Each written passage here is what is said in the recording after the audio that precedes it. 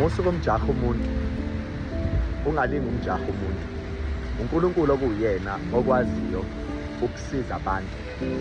Whether umuntu udinga umsebenzi akanawo, akahleli ngobe endlini. Ayekho umuntu ongahlala ekhaya ewudinga umsebenzi. Okusho ukuthi uNkulunkulu opha abantu umsebenzi abaqashayo. Akekho umuntu ongabuya emendweni esile la ekhaya. The thing is, njengoba lapha nangaluwanga izinto, akusho ukuthi lo muntu uyathanda. Akekho umuntu ongenza izinto ey'julile njengokuthi akhomithe icala elijulile enzima, eqaqekile la ekhanda, esile la ekhanda. Kunabantu abaningi la abasewezini bebengahlosile ukuthi bengase bengene khona, but life happened. Kuhle ukuthi singakhulumi ngoNkulunkulu kuphela, kodwa siphinde sikwazi ukudemonstrate kubantu, sikwazi ukubakhipha ey'ntweni.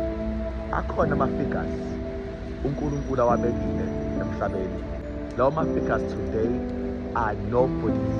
USathane waphucile konke ekade benakho, though bebekade beyinikele ekushintsheni iy'mpilo zabantu.